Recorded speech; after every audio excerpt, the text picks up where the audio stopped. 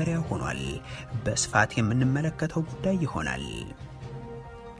አገዛዙ አሁንም በአማራ ክልል የድሮን ጥቃት ሲፈጽም እጅ ሰጡኝ ያላቸውን የፋኖ ኃይሎችን እያቀረበ ነው። የፋኖ ኃይሎች በበኩላቸው የሰራዊት ግንባታ ስራቸው መቀጠሉን ገልጿል። በአማራ ክልል የአብይ አህመድን መንግስት የሚቃወም ሰልፍ ተደርጓል። የብልጽግናው ጦር አዛዥ ደግሞ ውጊያው የሚሳኤል ሆኗል ሲሉ ተሰምተዋል። እናንተም ትሰሙታላችሁ። ጄኔራሉ በአብይ አህመድ አስተዳደር በትግራይ ላይ የተፈጸመውን ተግባር የነውር ነው ሲሉ ገልጸውታል።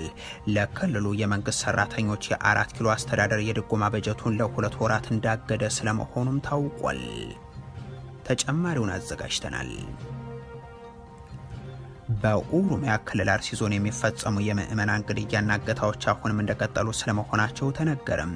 ሀገረ ስብከቱ አርሶ አደሩ ተገድለው ጅብ እንዲበላቸው ተደርጓል ሲል አሳውቋል። ሌላኛው መረጃችን ነው። ጠቅላይ ሚኒስትር ቤንያሚን ኔታንያሁ ይፋዊ የይቅርታ ጥያቄ ያቀረቡ። ይህ በእንዲህ እንዳለ እስራኤል በጋዛ ባካሄደችው ወታደራዊ ዘመቻም ከ70 ሺህ በላይ ፍልስጤማውያን መገደላቸው ተነግሯል። የተወደዳችሁ የኢትዮ ፎረም ቤተሰቦች አብራችሁን ስትቆዩ እነዚህን እና ሌሎችንም መረጃዎችን ታደምጣላችሁ። ሰናይ ቆይታ ይሆንላችሁ።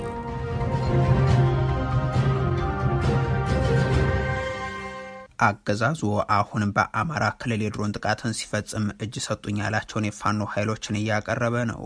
የፋኖ ኃይሎች በበኩላቸው የሰራዊት ግንባታ ስራቸው መቀጠሉን ሲገልጹም በአማራ ክልል አብይ አህመድን የሚቃወም ሰልፍም ተከናውኗል። የብልጽግናው ጦር አዛዥ ደግሞ ውጊያው የሚሳኤል ሆኗል ሲሉ ተናግሯል።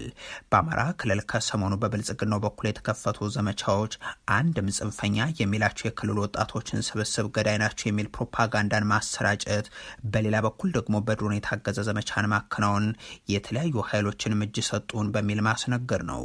የፋኖ ኃይሎች በእስክንድር ነጋ የሚመራው አደረጃጀት ከ2 ቀናት በፊት ከዚህ ጋር በተያያዘ ባወጣው መግለጫም ከአመራሮች ውስጥ አግጃቸዋለሁ በሚል ካሳወቃቸው ግለሰቦች መካከል ማስረሻ ሰጥ የተባሉት ሰው ይገኙበታል። ዛሬ ደግሞ የብልጽግናው ተከፋይ የሚዲያ ሰራዊት እኒህ የፋኖ ኃይሎች ከሌሎች የኢትዮጵያ ጸረ ብልጽግና ኃይሎች ጋር የሚያደርጉትን ትብብር ሲያወግዙ የሚታወሱትን እኒህን ሰው እጅ ሰጡ ሲል ውሏል። ይህንን በተመለከተ የአረጋ ከበደ አስተዳደር የሚሆን የመከላከያ ሰራዊቱ ይህንን መረጃ እስካጠናቀርንበት ጊዜ ድረስ የሰጡት ማረጋገጫ ባይኖርም ማረጋገጫ የሰጡበት ጉዳይ ግን በምዕራብ ጎንደር ደንቢያም በፎቶ ያሳዩቸውንና የፋኖ ኃይል የሚል ስም የሰጧቸውን ግለሰቦችን በጎንደር ዙሪያ እጅ ሰጡን ያሉበት ነው። ሽፍታ እንጂ ውጊያ የለም ያሉት ራሳቸው ብልጽግናዎች ጎንደር ዙሪያ የቡድን መሳሪያ ጭምር ታጥቀው እጅ ሰጡን የሚል